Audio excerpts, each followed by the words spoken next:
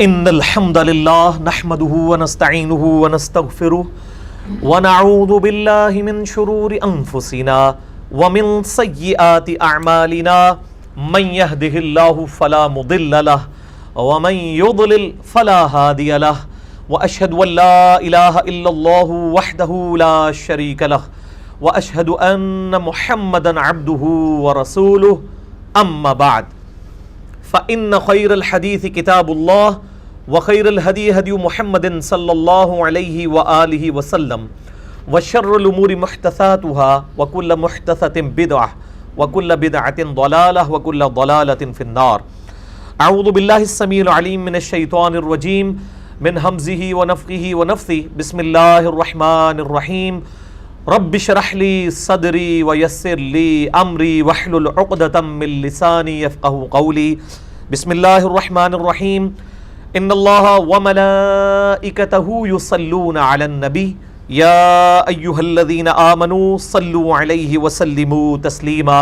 اللهم صل على محمد وعلى آل محمد كما صليت على إبراهيم وعلى آل إبراهيم إنك حميد مجيد. اللهم بارك على محمد وعلى آل محمد كما باركت على إبراهيم وعلى آل إبراهيم إنك حميد مجيد. اللهم ربنا آتنا في الدنيا حسنة وفي الآخرة حسنة وقنا عذاب النار. ربنا آتنا من لدنك رحمة وهيئ لنا من أمرنا رشدا. لا إله إلا أنت سبحانك إني كنت من الظالمين. حسبنا الله ونعم الوكيل. يا حي يا قيوم برحمتك أستغيث ولا حول ولا قوة إلا بالله العلي العظيم. آمین. الحمدللہ آج 15 اپریل 2018 کو سنڈے کے دن قرآن کلاس نمبر 289 میں ہم انشاءاللہ تعالی سورہ الزمر کی 10 آیات کور کریں گے. آیت نمبر 32 سے لے کر 41 تک، یعنی پارہ نمبر 24 کی شروع کی آیات. میرے بھائیو، ہمارا آج کا لیکچر اسپیشل لیکچر ہے. چونکہ یہ آیات بڑی کریٹیکل تھیں، لہٰذا یہ ہماری ویب سائٹ اہلسنتپاک.com پر ہمارے یوٹیوب کے چینل انجینئر محمد علی مرزا کے تھرو اپلوڈ ہوگا مسئلہ نمبر 198 کے عنوان سے انشاءاللہ تعالی. اور اس میں 2 کریٹیکل ٹاپکس میں انشاءاللہ آج ڈسکس کروں گا. نمبر 1، ایک خاص مکتبہ فکر کی طرف سے جب یہ سٹیکرز چھاپے گئے میرے لیے اللہ ہی کافی ہے، تو اس کے خلاف کاؤنٹر نیریٹو کرنے کے لیے دوسرے مکتبہ فکر نے سٹیکر چھاپنے شروع کیے، میرے لیے اللہ اور اس کا رسول ہی، بزرگان دین ہی، اور وہ پوری چین بنا کے کافی ہے. تو ہم کتاب و سنت کے دلائل کی روشنی میں یہ بات سمجھیں گے کہ اصل حقیقت اس عقیدے کے اعتبار سے کیا ہے. اور دوسرا ٹاپک جو ہے وہ ہمارے سب کانٹیننٹ انڈیا، پاکستان، بنگلہ دیش کے اندر عموماً جو ہے وہ تصوف کے زیر اثر یہ عقیدہ جو ہے وہ آیا کہ جو قرآن حکیم میں آیات ایڈریس کر رہی ہیں یہ کافروں کو کر رہی ہیں، اور ان کافروں کو کر رہی ہیں جو اللہ کو نہیں مانتے تھے. یعنی اتنا بڑا جھوٹ گھول کے ان کو پلایا گیا کہ قرآن حکیم جن لوگوں کو ایڈریس کرتا ہے وہ اللہ کو نہیں ماننے والے تھے، جبکہ قرآن حکیم میں درجنوں آیات ڈائریکٹلی اور انڈائریکٹلی سینکڑوں آیات اس پر گواہ ہیں کہ مشرکین عرب اللہ کو مانتے تھے، وہ اللہ کے ساتھ شریک ٹھہرایا کرتے تھے، اللہ کو مانا کرتے تھے. اور اسی کانٹیکسٹ میں کئی احادیث بھی موجود ہیں. انشاءاللہ یہ 2 کریٹیکل ٹاپکس میں نے ابھی تک اس طریقے سے ویڈیو میں ایڈریس نہیں کیے تھے. ایک لیکچر ہے مسئلہ 154 کہ جو آیات کافروں کے بارے میں نازل ہوئی ہیں ان کو مسلمانوں پہ لگانے کے حوالے سے جو دھوکہ دیا جاتا ہے، لیکن اس میں بھی یہ ٹاپک کور نہیں تھا جو آج میں 2 ٹاپک انشاءاللہ تعالی کور کرنے جا رہا ہوں. بڑا اٹینٹیو ہو کے آج کا لیکچر سننا ہے کیونکہ کئی ایک نئی چیزیں انشاءاللہ اس میں سامنے آئیں گی انشاءاللہ تعالی. اور آج کے درس کی سینسٹیوٹی کے پیش نظر ہی میں نے یہ ریڈ کلر کا بیک گراؤنڈ آج پیچھے لگایا ہے، کیونکہ عموماً جو اس طرح کے کریٹیکل لیکچرز ہوتے ہیں اور خصوصاً ہمارے سب کانٹیننٹ انڈیا، پاکستان، بنگلہ دیش میں پھیلائے گئے گمراہ کن، گستاخانہ اور مشرکانہ عقائد کے خلاف جب بھی میں ڈسکشن کرتا ہوں تو کوشش ہوتی ہے کہ ریڈ کلر کا بیک گراؤنڈ پیچھے لگایا جائے تاکہ لوگوں کو یہ ریڈ الرٹ ہو جائیں اس حوالے سے. سورہ الزمر کی آیت نمبر 32 سے آنورڈ انشاءاللہ سٹارٹ لیں گے. اعوذ باللہ من الشیطان الرجیم بسم اللہ الرحمن الرحیم. فمن اظلم ممن کذب علی اللہ، پس اس شخص سے بڑھ کر ظالم کون ہو سکتا ہے جو اللہ پر جھوٹ باندھے.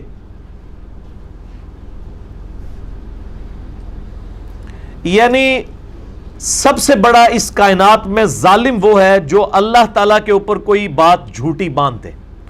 خواہ کوئی شخص جھوٹا پیغمبر ہو کے یہ دعویٰ کر رہا ہو کہ میں اللہ کی طرف سے بھیجا گیا ہوں، خواہ کوئی اللہ کا ماننے والا اپنے ذاتی عقائد اور نظریات کو یا اپنے علماء اور بزرگوں کی تعلیم کردہ چیزوں کو اللہ کے ریفرنس سے بیان کرنا شروع کر دیں. ہمارے کئی سیاسی لیڈر میں دیکھتا ہوں ان کی تقریریں سن رہا ہوتا ہوں تو وہ ہر بھی کوئی ایک اچھی بات جو انہوں نے کہیں کتاب میں پڑھی ہوتی ہے تو وہ کہتے ہیں اللہ تعالیٰ قرآن میں فرماتا ہے، حالانکہ قرآن پورے میں وہ بات ہی کوئی نہیں ہوتی ہے. یعنی ایک فیشن بنا لی ہے نا لوگوں نے. تو سب سے بڑھ کر ظالم وہ ہے جو اللہ کے اوپر جھوٹ باندھے اور وہ دعوے پیغمبری کر دے حالانکہ وہ خود پیغمبر نہیں ہے. اچھا، اب جو شخص جھوٹا پیغمبر ہے یہ سب سے بڑا اللہ کے نزدیک کذاب ہے، یا پھر جو شخص سچا پیغمبر ہے اس کی تکذیب کرنے والا وہ بھی اسی بڑے لیول کا کذاب ہے. بیسیکلی نبی علیہ السلام کے ذریعے سے یہ بات امت تک پہنچائی جا رہی ہے کہ بالفرض نعوذ باللہ اگر نبی علیہ السلام نے یہ دعوی نبوت جھوٹا کیا ہے تو سب سے بڑا جرم آپ نے کیا ہے، لیکن یہ حقیقت نہیں ہے. چونکہ آپ صلی اللہ علیہ وآلہ وسلم نے جھوٹ نہیں بولا لہٰذا اب آپ سچے پیغمبر ہیں، آپ کا جو انکار کرے گا وہ سب سے بڑا جھوٹا بن جائے گا. اب آپ کو یہ آیت سمجھ آئے گی. فمن اظلم ممن کذب علی اللہ، اس سے بڑھ کر ظالم کون جو اللہ پر جھوٹ باندھے. وکذب بالصدق، یا پھر اس سے بڑھ کر ظالم کون ہے جو سچائی کے آنے کے بعد اس کو جھٹلا دے. جھوٹا دعوی پیغمبری کرنے والا سب سے بڑا جھوٹا، اور اگر دعوی پیغمبری کرنے والا سچا ہے تو اس کو جھٹلانے والا سب سے بڑا جھوٹا ہو گیا. اذ جاء، جبکہ اس کے پاس سچائی آ چکی. الیس فی جہنم مثوی للکافرین، کیا جہنم بڑا ہی برا ٹھکانہ نہیں ہے کفر کرنے والوں کا. اور میں یہ اکثر بیان کرتا ہوں کہ کفر کا ترجمہ انڈیا پاکستان بنگلہ دیش میں کر دیا گیا، شاید ہندو سکھ اور عیسائی. قرآن کی ٹرم میں ہندو سکھ عیسائی بھی کافر ہیں، لیکن عملاً وہ شخص بھی کافر ہے جو اللہ اور اس کے رسول کو مان رہا ہو لیکن اللہ اور اس کے رسول کی نہ مان رہا ہو. کفران نعمت کرنے والا عملاً تو کافر ہے. صحیح مسلم میں حدیث ہے انٹرنیشنل نمبر کے مطابق کتاب الایمان چیپٹر میں 246 کہ آپ صلی اللہ علیہ وآلہ وسلم نے فرمایا کہ بندے کے ایمان اور کفر کے درمیان جو لائن ہے، لکیر ہے، وہ نماز ہے. یعنی نماز پڑھنے والا مؤمن ہے، نماز نہ پڑھنے والا عملاً تو کافر ہے. وہ پاکستان کی شناختی کارڈ میں مسلمان لکھا جائے گا لیکن اللہ کے حضور وہ عملاً کافر ہے. والذی جاء بالصدق وصدق به اولئک هم المتقون، اور وہ ہستی جو اس سچ کو لے کر آئی ہے یعنی نبی صلی اللہ علیہ وآلہ وسلم، وصدق به، اور وہ لوگ جنہوں نے اس سچائی کی تصدیق کی ہے یعنی اہل بیت، صحابہ اور پوری آپ صلی اللہ علیہ وآلہ وسلم پر ایمان لانے والی امت.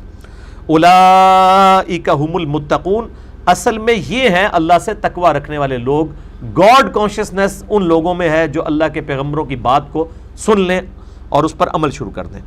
لہم ما یشاؤون عند ربہم، ان کے لیے وہ کچھ ہوگا جو وہ چاہیں گے رب کے حضور. جو میں اکثر کہتا ہوں کہ جس نے دنیا اپنی مرضی کی گزاری پھر آخرت اس کی مرضی کی نہیں ہوگی، آخرت اللہ کی مرضی کی ہوگی. اور جس نے دنیا اللہ کی مرضی کی گزاری آخرت پھر اس کی مرضی کی ہوگی. اور یہ بھی دیکھ لیں اللہ تعالیٰ ہمارا لہم ما یشاؤون عند ربہم، ان کے لیے وہ کچھ ہوگا جو وہ چاہ رہے ہوں گے، اللہ کا چاہنا نہیں، ان کا جو چاہنا ہوگا، جو ان کی خواہش ہوگی اللہ وہ کچھ ان کے لیے کر دے گا. ذالک جزاء المحسنین، یہ صلہ ہے نیکوکاروں کا، احسان کی روش اختیار کرنے والوں کا. صحیح مسلم میں جو پہلی 92 روایات ہیں وہ تو مقدمے سے ریلیٹڈ ہیں. اس کے بعد 93 نمبر روایت جو ہے وہ ہے حدیث جبریل. بڑی لمبی حدیث ہے جو جبریل علیہ السلام انسانی شکل میں آ کر نبی صلی اللہ علیہ وآلہ وسلم سے صحابہ کی موجودگی میں کچھ سوالات کرتے ہیں. ان میں سے ایک سوال یہ بھی ہوتا ہے کہ بتائیے احسان کیا ہے؟ تو آپ صلی اللہ علیہ وآلہ وسلم فرمایا، یعنی یہ اعلیٰ ترین درجہ ہے نا، اسلام ایک ڈیٹم لیول ہے کہ آپ بنیادی عقائد کو مان لیں، ایمان اس سے اوپر لیول کی چیز ہے کہ آپ عقائد کو مان رہے ہیں اور پریکٹیکلی آپ کے اعمال سے نظر آتا ہے کہ آپ کے اندر خدا شناسی موجود ہے، یعنی اللہ کو ماننا اسلام ہے اور اللہ کی مان لینا ایمان ہے۔ ایک اس سے بھی اوپر کا درجہ ہے درجہ احسان۔ اس کے بارے میں جب نبی علیہ السلام سے پوچھا گیا تو آپ صلی اللہ علیہ وآلہ وسلم نے فرمایا احسان یہ ہے، صحیح مسلم انٹرنیشنل نمبر کے مطابق 93 نمبر حدیث ہے، اور یہ حدیث بخاری میں موجود ہے لیکن ڈیٹیل جو ہے وہ مسلم کے اندر ہے، اور مشکات المصابیح میں بھی آپ کو شروع کا چیپٹر جو ہے کتاب و سنت کو مضبوطی سے تھامنا، اور اسی طریقے سے کتاب الایمان چیپٹر، اس میں یہ آپ کو حدیث مل جائے گی۔ تو آپ صلی اللہ علیہ وآلہ وسلم نے فرمایا احسان یہ ہے کہ تم نماز اس طرح پڑھو گویا کہ تم اپنے رب کو دیکھ رہے ہو، اور اگر یہ تصور تم نہیں رکھ سکتے کہ تم اپنے رب کو دیکھ رہے ہو تو کم از کم اتنا تصور رکھو کہ تمہارا رب تمہیں دیکھ رہا ہے۔ اب اس کے ذریعے بعض لوگوں نے جو ہے وہ عجیب و غریب عقائد گھڑنے شروع کر دیے جی، کہ نبی علیہ السلام نے فرمایا کہ تم نماز یوں پڑھو گویا کہ رب کو دیکھ رہے ہو، تو جب یہ لفظ آیا گویا کہ، تو گویا کہ کو آپ چاٹ تو نہ جائیں بیچ میں سے، نکال تو نہ دیں، یعنی یہ بات محاورتاً ہو رہی ہے۔ گویا کہ جب کوئی شخص اپنے محبوب کو دیکھتا ہے تو اس کی توجہ اور کسی طرف نہیں جاتی، بس اسی طریقے سے تمہاری نماز میں کنسنٹریشن ہونی چاہیے، نہ کہ اس کا یہ مطلب ہے کہ کوئی شخص اس دنیا میں نماز پڑھتے ہوئے اللہ کو دیکھ سکتا ہے۔ یہ عقیدہ ہی کفر ہے، گمراہی پہ مبنی نہیں ہے، عقیدہ یہ کفر ہے۔ یہ کسی پیغمبر نے بھی عقیدہ نہیں رکھا اپنے لیے۔ حضرت موسیٰ علیہ السلام کی ایک ایکسیپشن آئی ہے، وہ بھی اللہ تعالیٰ کے دیدار کے حوالے سے نہیں ہے، ایک تجلی کے حوالے سے ہے، اور وہ بھی وہ دیکھ نہیں سکے اور بے ہوش ہو گئے۔ اس پہ میں نے معراج مصطفیٰ صلی اللہ علیہ وآلہ وسلم پر الاسراء والمعراج، یعنی آپ علیہ السلام کا زمینی سفر اور آسمانی سفر، اس پہ 3 نشستوں میں لیکچر ریکارڈ کروایا ہے، مسئلہ نمبر 126A-B-C، اس کا جو سی پورشن ہے 1.5 گھنٹے کا، وہ اسی پہ ہے اللہ تعالیٰ کے دیدار سے متعلق۔ اس میں نے ڈیٹیل کے ساتھ یہ ساری باتیں بتائی ہیں، آج میں ان کی تفصیلات میں نہیں جاؤں گا۔ تو اللہ تعالیٰ ہمارا ہے کہ اللہ تعالیٰ محسنین کو جزا دے گا، یعنی احسان کی روش یہ ہے کہ یا تو یہ تمہارا تصور ہو کہ تم خدا کو دیکھ رہے ہو، یعنی جس طرح خدا کو دیکھتے وقت تمہاری کنسنٹریشن ہوگی اسی طرح کی کنسنٹریشن ہونی چاہیے، یا پھر کم از کم یہ درجہ رکھو کہ تمہارا رب تمہیں دیکھ رہا ہے۔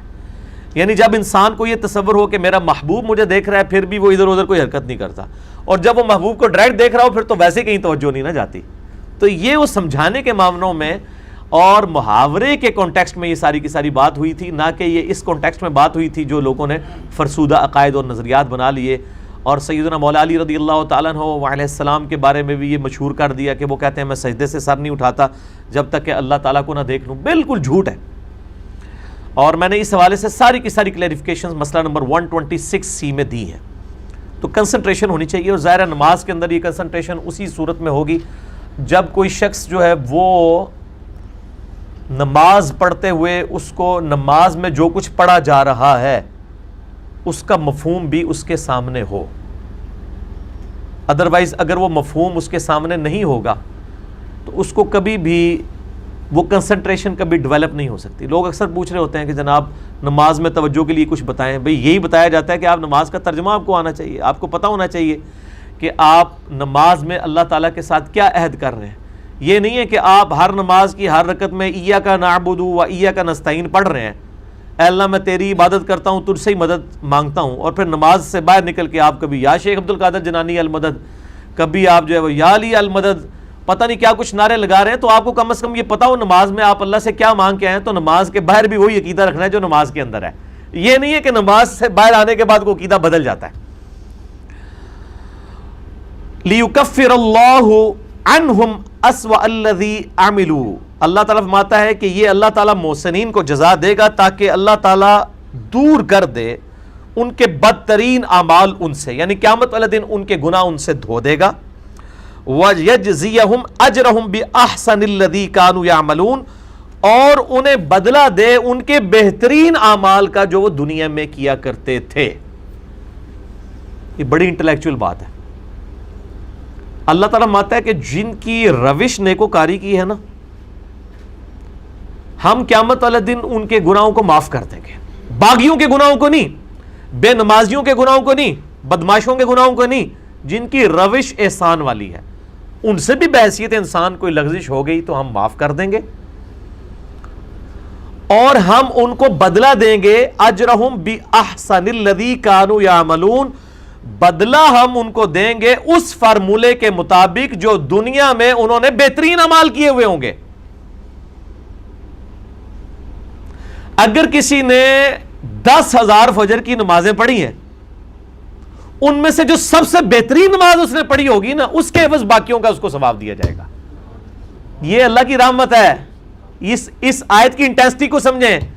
اللہ تعالیٰ جو نیکوکاری کی روش اختیار کرنے والے لوگ ہیں ان کے ساتھ بڑا غفور رحیم ہے، بدماشوں کے ساتھ نہیں، جو اڑے ہوئے ہیں اپنی باتوں کے اوپر نہیں، جو پوری کوشش کرتے ہیں اس کے باوجود ظاہر غلطی تو ہر بندے سے ہو جاتی ہے، ان کے لیے اللہ تعالیٰ ہمارا ہم لیکفر اللہ عنہم اسوأ الذی عملوا، ہم ان کے سارے گناہ دھو دیں گے جو ان کے برے اعمال ہوں گے، وَيَجْزِيَهُمْ، اور جزا دیں گے ان کو، اجرہم، ان کے اعمال کا اجر، بِأَحْسَنِ الَّذِي، سب سے بہترین جو کام انہوں نے کیا ہوگا، کانوا یعملون، جو کام دنیا میں کیا کرتے تھے، یعنی زندگی میں جو ان سے سب سے بہترین کام ہوا ہے نا، اس فارمولے کے تحت ان کو باقی اعمال کا بھی اجر دیا جائے گا۔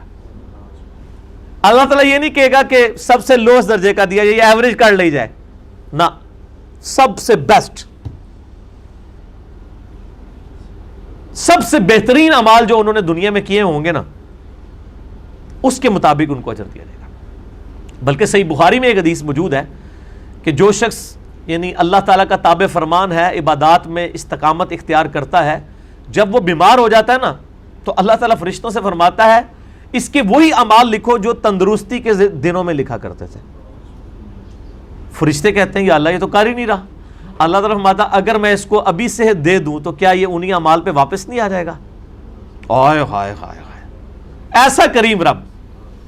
ٹھیک ہے جی، سبحان اللہ وبحمدہ عدد خلقہ ورضا نفسہ وزنۃ عرشہ ومداد کلماتہ، اللہ اکبر کبیرا والحمد للہ کثیرا وسبحان اللہ بکرۃ واصیلا۔ تو فرشتے کہتے ہیں یا اللہ جب اس کو صحت ملے گی تو پھر وہی کرے گا، تو اللہ تعالیٰ مطلب لکھو، یہ تو صحت میں نے اس سے چھینی ہے نا، جیسے یہ اپنا بیسٹ پرفارمر تھا اپنی جوانی کے دنوں میں، جتنی کوشش کرتا تھا، آج اگر اس پہ بڑھاپا آ گیا یا کمزوری آ گئی یا بیماری آ گئی تو میری طرف سے آئی ہے نا، تو بہترین اعمال اس کے لکھو۔ یعنی ایک بندہ جو بیماری کی حالت میں مسجد میں جماعت سے نہیں نماز پڑھ پا رہا یا اور کسی مجبوری کے تحت، تو وہ اگر گھر میں بھی نماز پڑھتا ہے ان مجبوریوں کے ساتھ، ویسے تو نماز نہیں پڑھنی گھر میں مرد کے لیے، عورت تو گھر ہی پڑھے گی، تو اللہ تعالیٰ اسے جماعت کا ثواب بھی عطا فرما دے گا، کیونکہ اس کے سرکمسٹانسز ایسے نہیں ہیں۔ یہ ہے اللہ تعالیٰ کا کرم۔ لیکن یہ سارے رحم، یہ سارے کرم، یہ سارے فضل انہی لوگوں کے لیے ہیں جو اللہ کے تابع فرمان ہیں۔ جو بدماش ہیں، اکڑے ہوئے ہیں، اللہ کی نافرمانی پہ تلے ہوئے ہیں اور کہتے ہیں یا اللہ جو کچھ بھی ہے تیرے محبوب کی امت سے ہے، ان کے لیے کچھ نہیں ہے، بالکل زیرو سے ملٹیپلائی ہے۔ یہ اگر کسی کو وہم ہو گیا تو وہ اپنے دماغ سے نکال لے۔ اللہ تعالیٰ کا لاڈلا وہی ہے جو کوشش کرتا ہے، اس کے باوجود کہیں کمزوری ہو جاتی ہے۔ قرآن حکیم پورے میں کوئی ایک آیت بھی ایسی نہیں ہے کہ اللہ تعالیٰ کہے کہ بغاوت کرو، خیر ہے میں معاف کر دوں گا۔ قرآن میں جہاں کہیں بھی آیا کہ بغاوت اگر کسی سے ہو گئی تو توبہ کرو، توبہ کے بعد اصلاح کر لو تو میں تمہارے گناہوں کو معاف کر دوں گا۔ حتیٰ کہ سورۃ الفرقان کی آیت نمبر 70 میں آیا کہ میں تمہارے گناہوں کو بھی نیکیوں سے بدل دوں گا۔ ایک بار تو سیدھا ہوتے صحیح، پھر دیکھ، ہم تو مائل با کرم ہیں، کوئی سائل ہی نہیں، یہ وہ والی بات ہے۔ تو یہ قرآن حکیم کا جو یہ کنسیپٹ اللہ کے حوالے سے یہ پیش کیا گیا کہ وہ اللہ تعالیٰ کو ہماری نمازیں نہیں چاہیے، وہ اللہ تعالیٰ کوئی استثنی بیٹھے ہیں، نعوذ باللہ، اس طرح عجیب و غریب باتیں کرتے ہیں۔ جہالت کی انتہا ہے۔ عقل نہ ہوئے تو موجیں ہی موجاں، عقل ہوئے تو سوچیں ہی سوچیں۔ جس کو عقل نہیں ہے تو وہ موجیں مار رہا ہے، جس کو عقل ہے اس کو تو پتہ ہے کہ بڑا سخت معاملہ ہے، بہت سخت معاملہ ہے۔ اس پہ میں سجیسٹ کروں گا 2 لیکچرز، مسئلہ نمبر 120 ہے میرا، اہل ایمان کی، اللہ کے اولیاء کی، ایک تو اولیاء انڈیا پاکستان بنگلہ دیش کے بنائے ہوئے ہیں، ایک اللہ کے ہیں، ان کی 12 صفات، مسئلہ نمبر 120. اور ایک حال ہی میں میرا ایک لیکچر ریکارڈ ہوا ہے، مسئلہ نمبر 196. کاش میں دنیا میں واپس جا سکتا. سورہ سجدہ کی 11 آیات میں نے کور کی ہیں، وہ میری زندگی کے اہم ترین لیکچرز ہیں فکر آخرت کے اعتبار سے. آج میں اس کو سکپ کرتا ہوں. میرے بھائیو، اب سورہ الزمر کی آیت نمبر 36 اور 37، ان کے کانٹیکسٹ میں مجھے کچھ تفصیلی گفتگو کرنی ہے. پہلے ہم ان آیات کو کور کریں گے. اعوذ باللہ من الشیطان الرجیم، بسم اللہ الرحمن الرحیم. الیس اللہ بکاف عبدہ، کیا اللہ اپنے بندوں کے لیے کافی نہیں ہے، کفایت کرنے والا نہیں ہے؟ کہ اور ہستیوں کی طرف انہوں نے اپنے عقیدے رکھے ہوئے ہیں کہ کوئی اور ہستیاں مشکل اور پریشانی میں ہماری مددگار ہوں گی. کیا اللہ اپنے بندوں کے لیے کافی نہیں ہے؟ یقیناً کافی ہے. وَيُخَوِّفُونَكَ بِالَّذِينَ مِن دُونِهِ، اور یہ اے نبی علیہ السلام آپ کو ڈراتے ہیں اللہ کے مقابلے پر اور ہستیوں سے. تعویل خاص کے اعتبار سے تو نبی علیہ السلام کو خطاب ہے، اور باقی ہر اس شخص کو خطاب ہے جو کہ یہ قرآن پڑھنے والا ہے، کہ یہ تمہیں ڈراتے ہیں اور ہستیوں سے، کہ جو بڑی ڈاڈی سرکار نے جی، بہت پہنچی سرکار نے وہ، ٹھیک ہے نا جی. وَمَن يُضْلِلِ اللَّهُ فَمَا لَهُ مِنْ هَادٍ، تو یاد رکھو جسے اللہ ہی گمراہ ہونے دے اسے کوئی ہدایت نہیں دے سکتا. اللہ نے جس کے لیے ارادہ کر دیا ہے نا، صم بکم عمی فہم لا یرجعون، ختم اللہ علی قلوبہم وعلی سمعہم وعلی ابصارہم، اللہ تعالیٰ نے ان کے دلوں پر مہر لگا دی ہے، آنکھوں پر، کانوں پر. اب وہ گونگے ہیں، بہرے ہیں، اندھے ہیں، کچھ ان کو سجائی نہیں دیتا، ان کو تو ہدایت نہیں ملے گی. لیکن اس کے اگینسٹ جو شخص کوشش کرے گا تو وہ تو قرآن میں واضح ہے، سورۃ العنکبوت کی آخری آیت ہے، والذین جاہدوا فینا لنہدینہم سبلنا، جو لوگ ہماری راہ میں کوشش کریں گے ہم اپنی راہ ان کے لیے کھول دیں گے. انا ہدیناہ السبیل اما شاکرا و اما کفورا، ہم نے تو ہدایت کا راستہ واضح کر دیا ہے، تمہاری مرضی ہے، چاہے شکر گزاری کی روش اختیار کرو اور چاہے نہ شکر کی، لیکن آخرت پھر میری مرضی کی ہوگی. اللہ تعالیٰ فرماتا ہے دنیا میں کھلی چھٹی ہے، جو مرضی کرو، لیکن آخر میں پکڑے جاؤ گے. وَمَن يُضْلِلِ اللَّهُ فَمَا لَهُ مِنْ هَادٍ، جسے اللہ ہی گمراہ رہنے دے یا گمراہ کر دے اسے کوئی ہدایت نہیں دے سکتا. وَمَن يَهْدِ اللَّهُ فَمَا لَهُ مِن مُضِلٍ، اور جس کو اللہ ہدایت دے دے اسے کوئی گمراہ نہیں کر سکتا. یہ بڑی امپورٹنٹ بات ہے. میں اسی لیے کہتا ہوں کہ جو لوگ گمراہ کن عقیدوں پر مبنی نظریات امت میں عام کر رہے ہیں نا، میں ان کو کہتا ہوں کہ آپ کے بزرگ اگر قبروں سے بھی نکل آئیں اور ہمیں کوئی ایسا عقیدہ بتائیں جو قرآن و سنت کے خلاف ہو، ہمارے کان پہ جوں تک بھی نہیں دیں گے کہ ہم ان کی طرف دیکھیں گے بھی نہیں.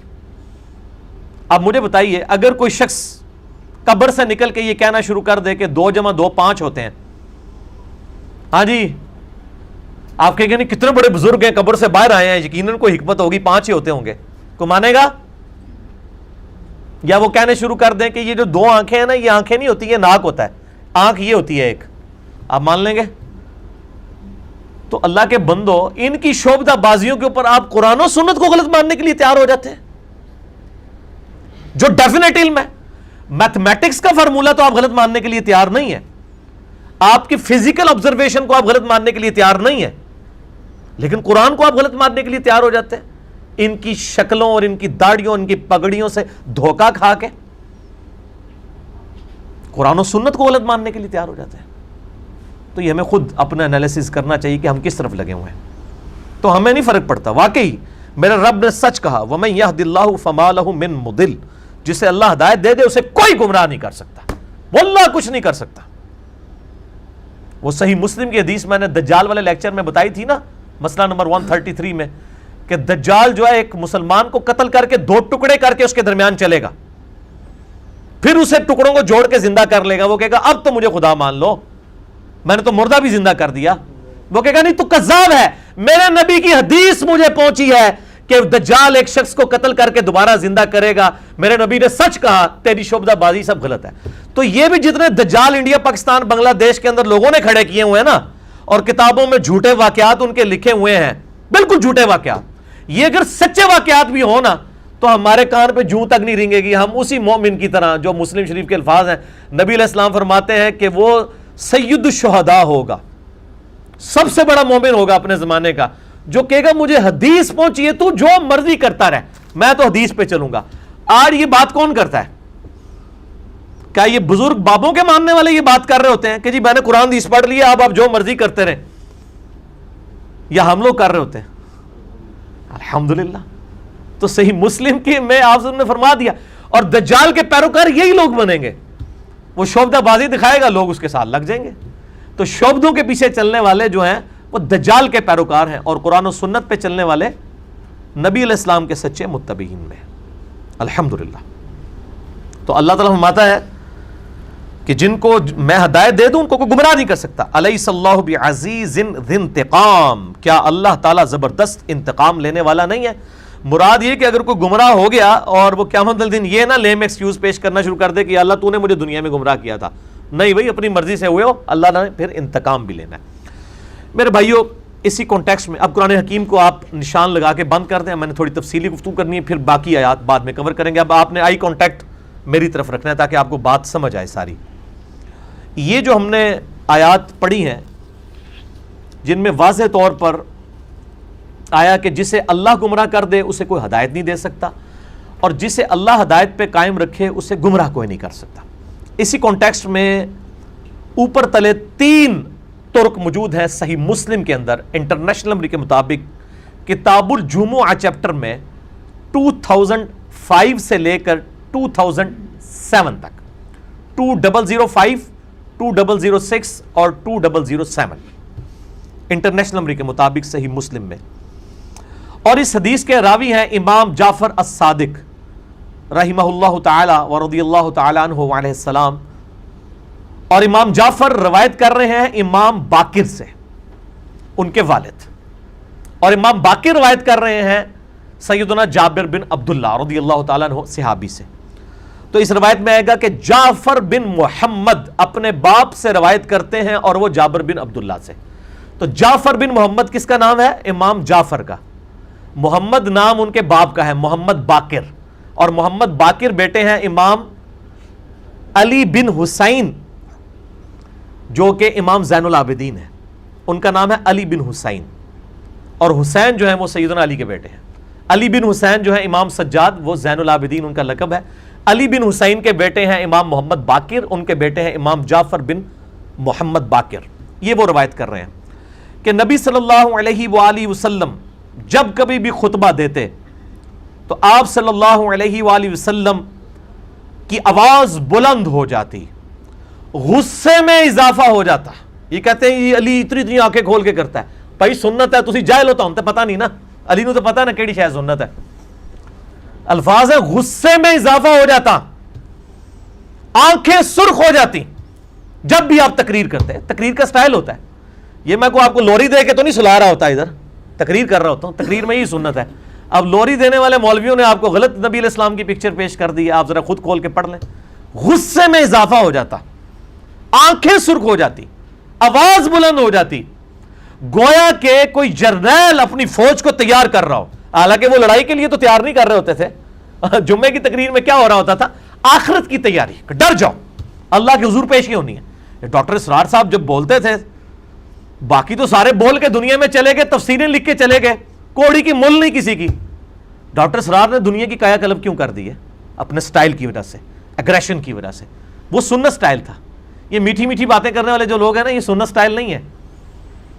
یہ انڈیا پاکستان بنگلہ دیش والا سٹائل ہے. نبی علیہ السلام کے ساتھ اس کا کوئی تعلق نہیں. اس لیے آپ دیکھ رہے ہیں فرق بھی کوئی نہیں پڑتا. اسی طرح سنتے رہتے ہیں، وہی کام کرتے رہتے ہیں. نہ نماز سنت کے مطابق ہوتی ہے، نہ عقیدے سنت کے مطابق ہوتے ہیں. کوئی تبدیلی نہیں زندگی میں آتی. بہرحال آنکھیں سرخ ہو جاتی، غصے میں اضافہ ہو جاتا، آواز بلند ہو جاتی، گویا کوئی جرنیل ڈرا رہا ہو. اور پھر آپ صلی اللہ علیہ وسلم ہر خطبے کا آغاز کرتے کہ میں اور قیامت اس طرح ساتھ بھیجے گئے ہیں جس طرح کہ یہ 2 انگلیاں. اور پھر آپ صلی اللہ علیہ وآلہ وسلم فرماتے اما بعد فإن خیر الحدیث کتاب اللہ. آگاہ ہو جاؤ اس کے بعد کہ سب سے بہترین کتاب کلام اللہ کی کتاب ہے.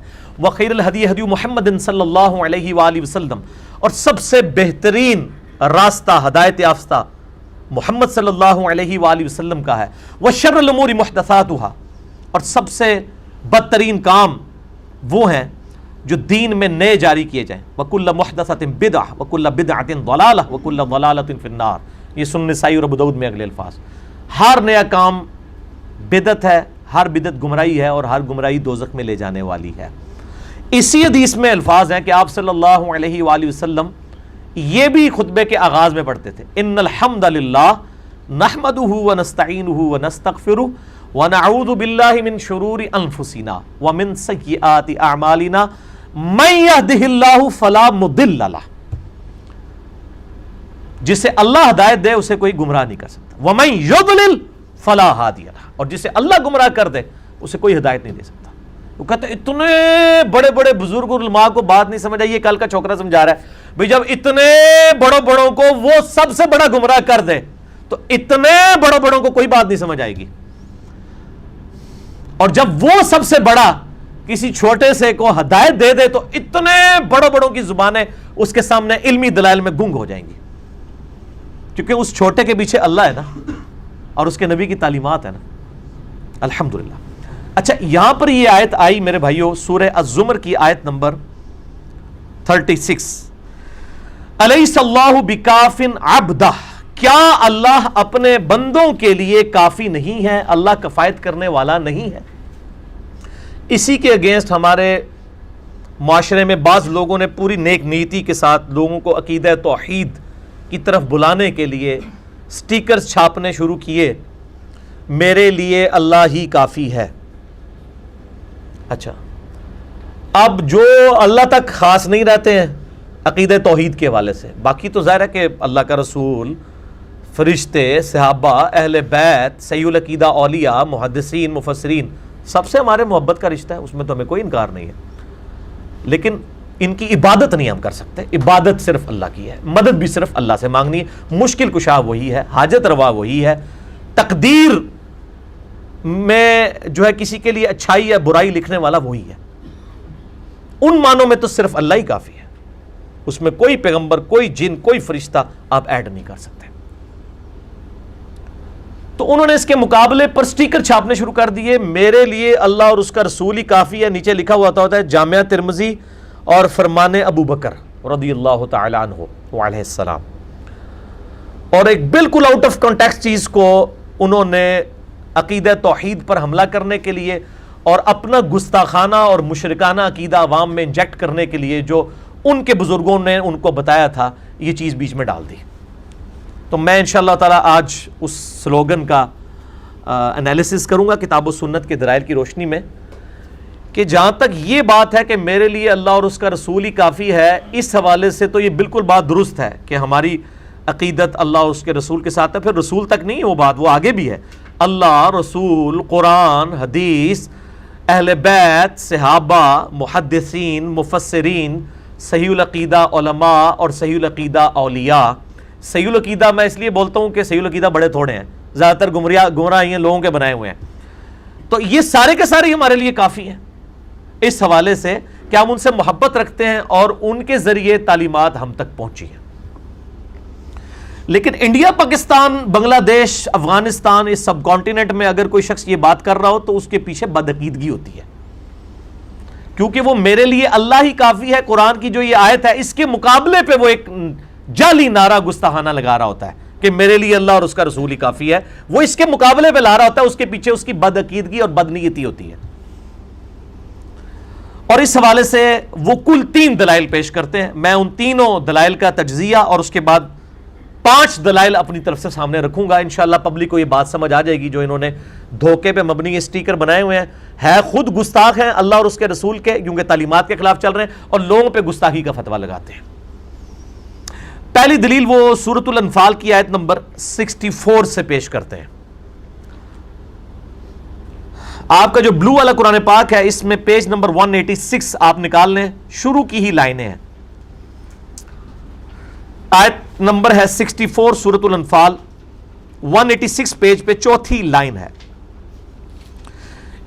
یا ایھا النبی حسبک اللہ ومن اتبعک من المؤمنین، اے نبی صلی اللہ علیہ وآلہ وسلم، اللہ آپ کے لیے کافی ہے، اللہ ہی آپ کو کفایت کرنے والا ہے، ومن اتبعک من المؤمنین، اور ان مومنین کے لیے بھی اللہ کافی ہے جو آپ کی سچی اتباع کرنے والے ہیں۔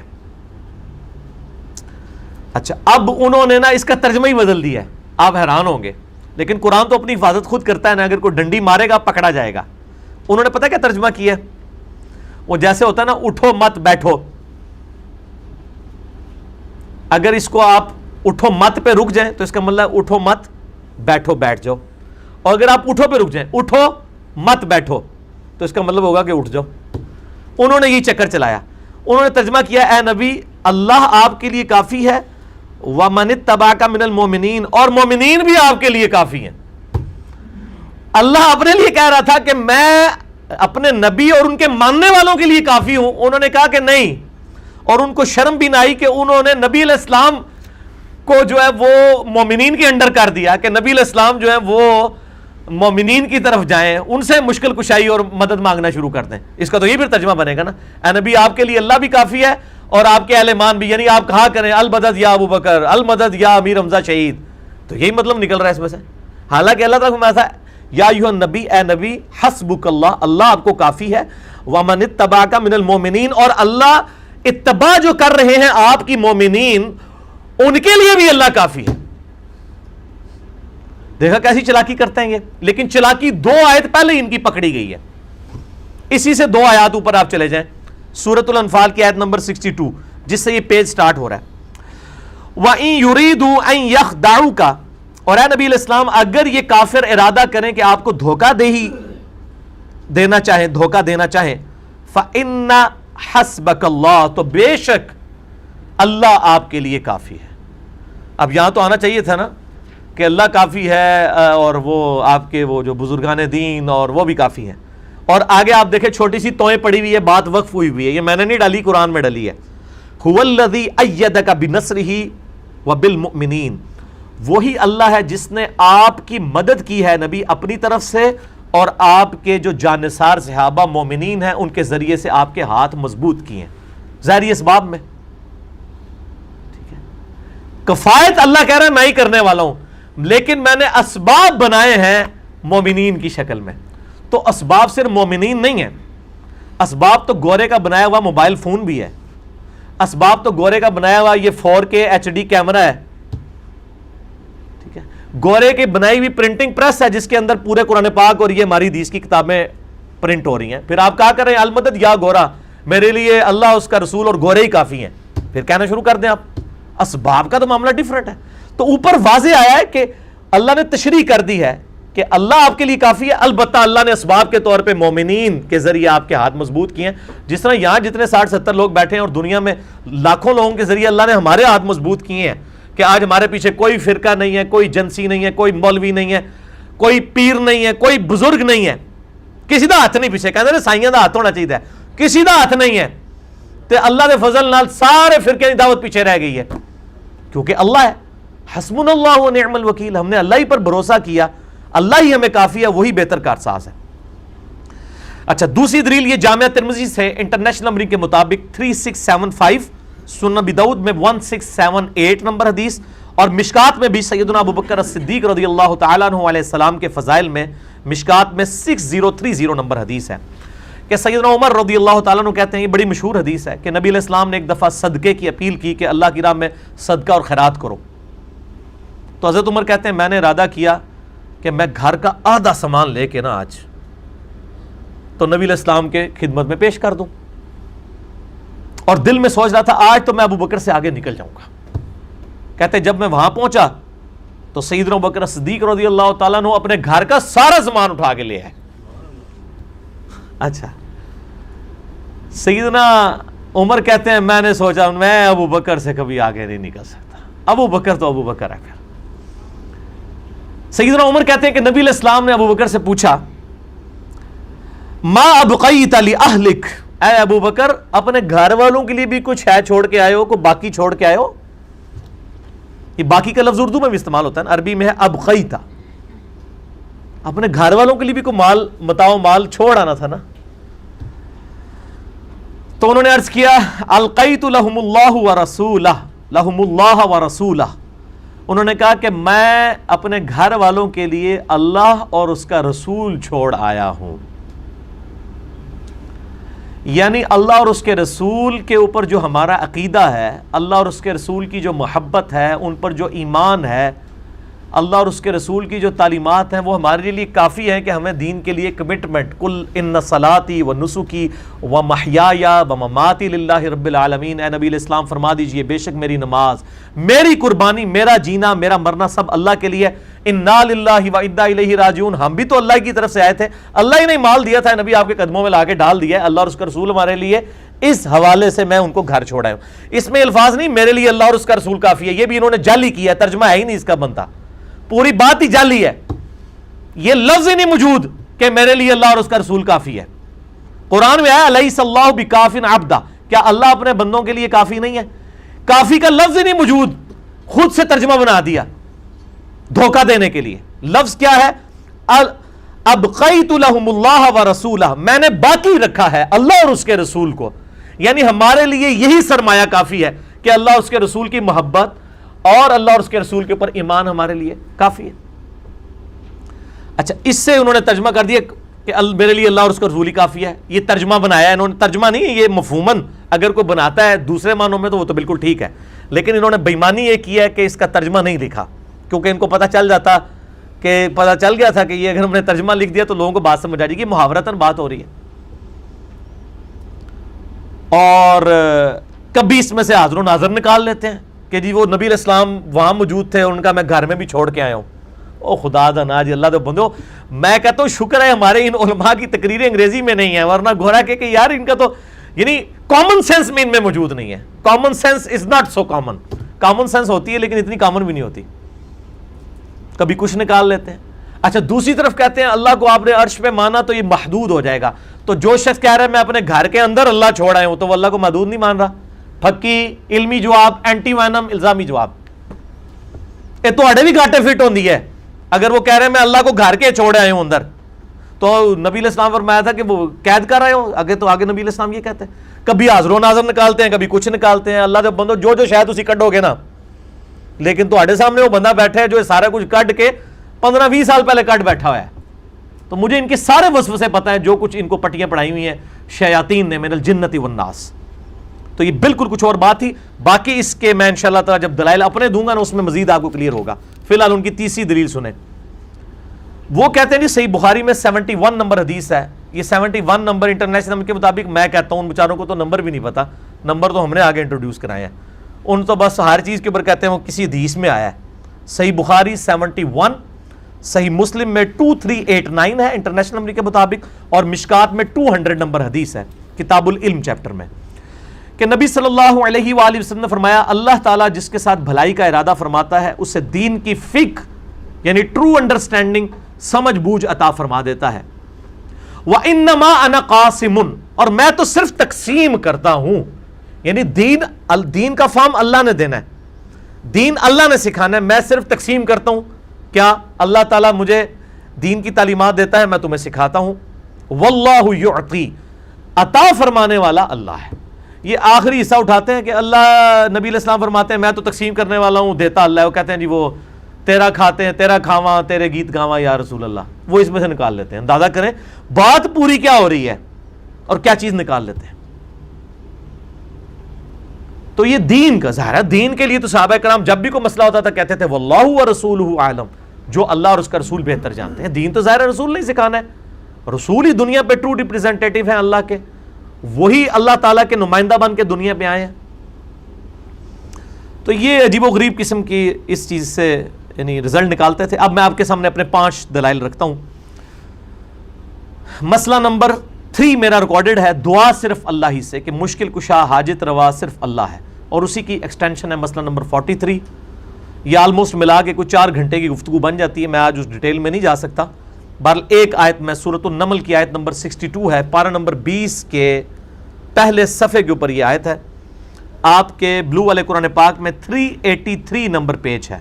383 پارہ نمبر 20 کے سٹارٹ میں اور یہ 6 نمبر لائن بن رہی ہے آپ کی سورۃ النمل.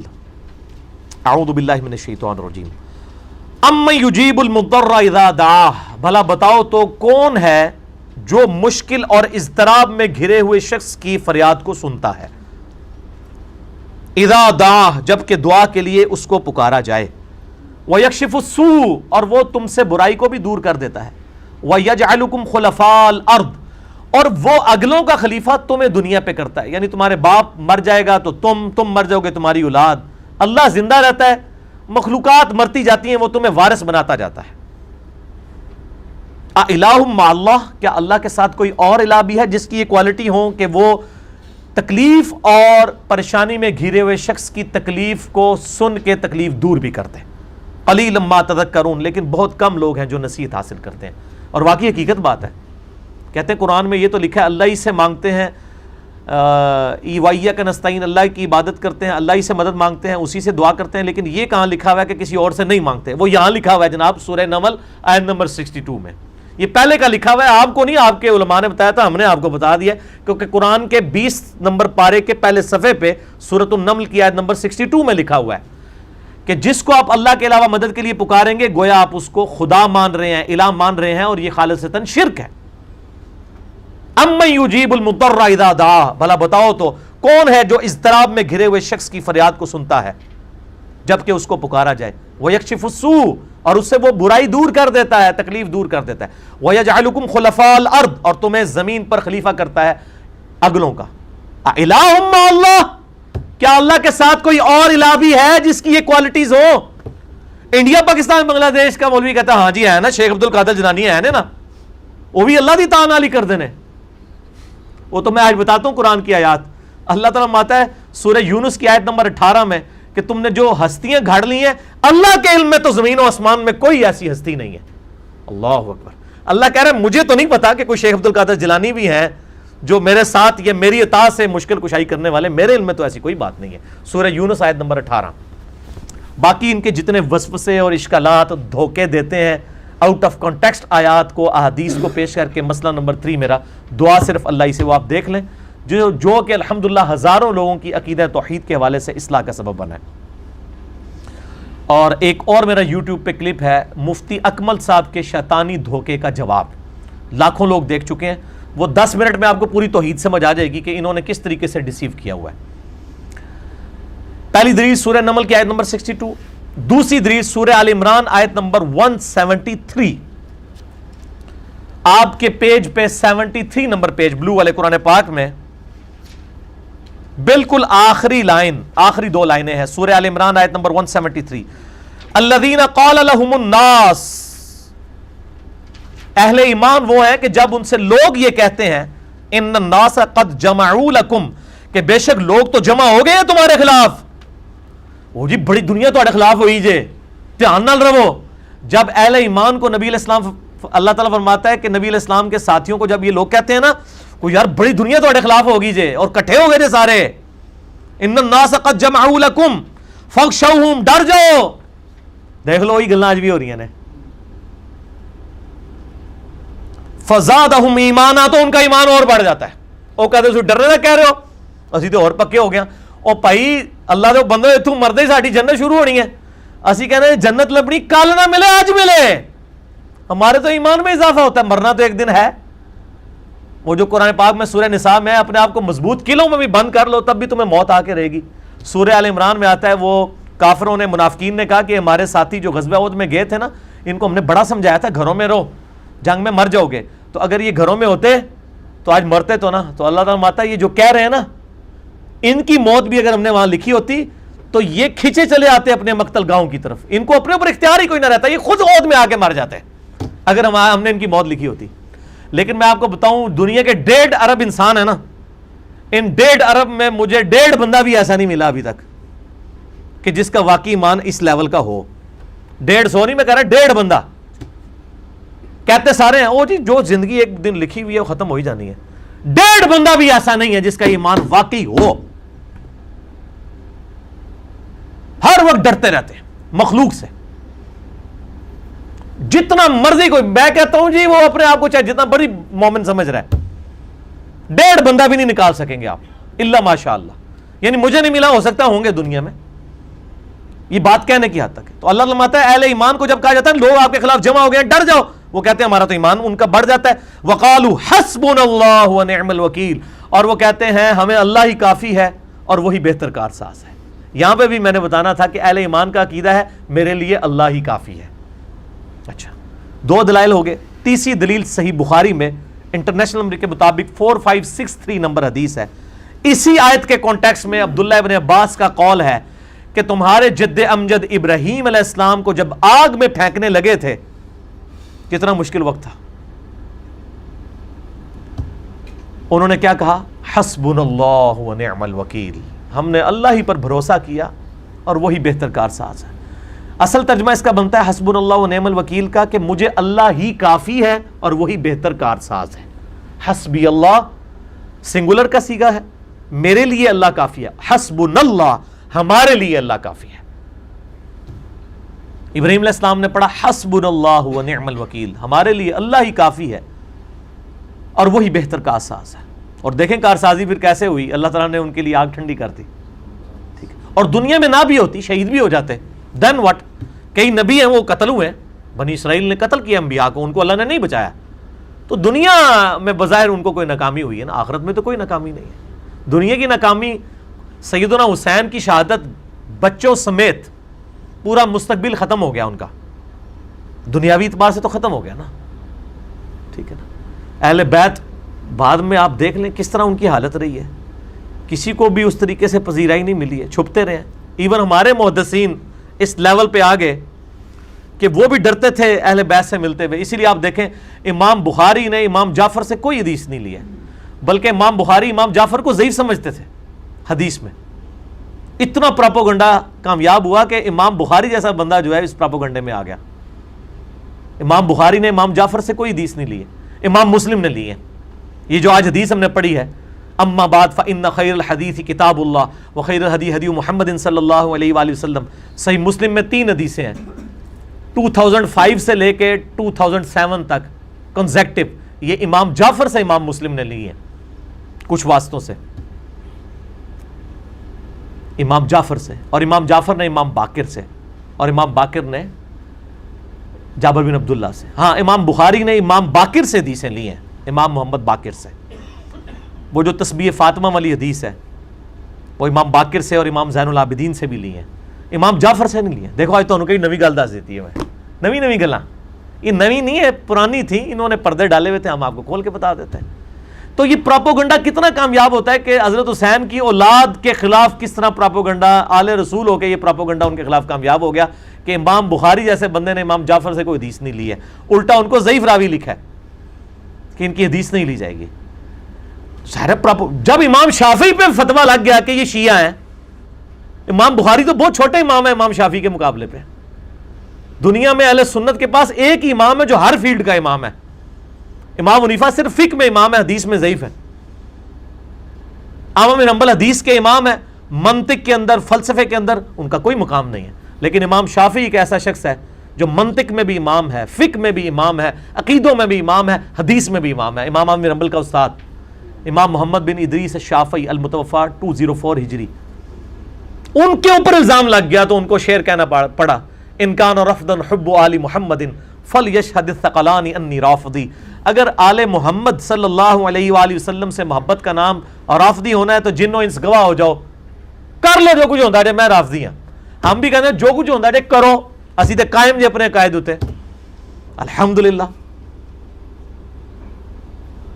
جو کچھ کہنے آپ کہیں، آپ ہمیں بے شک جو مرضی گالیاں نکالتے رہیں، ہمیں فرق نہیں پڑتا، ہم نے انہی عقائد کے اوپر انشاءاللہ تعالی قائم رہنا ہے جو صحیح سند کے ساتھ ثابت ہے۔ تو یہ بخاری 4563 میں آتا ہے کہ ابن عباس کہتے ہیں کہ ابراہیم علیہ السلام جب آگ میں پھینکنے لگے تو انہوں نے کہا حسبنا اللہ ونعم الوکیل، اور اس کے ساتھ یہ الفاظ ہیں اور تمہارے نبی صلی اللہ علیہ وآلہ وسلم پہ بھی جب مشکل اور پریشانی آتی تو وہ بھی کہا کرتے تھے حسبنا اللہ ونعم الوکیل، اور وہ تو ہم نے سورہ آل عمران 173 میں بھی سن لیا کہ صحابہ کرام بھی کہا کرتے تھے حسبنا اللہ ونعم الوکیل۔ وہ یہ نہیں کہتے تھے کہ میرے لیے اللہ اور سارے بزرگ کافی ہیں، وہ کہتے تھے اللہ ہی کافی ہے۔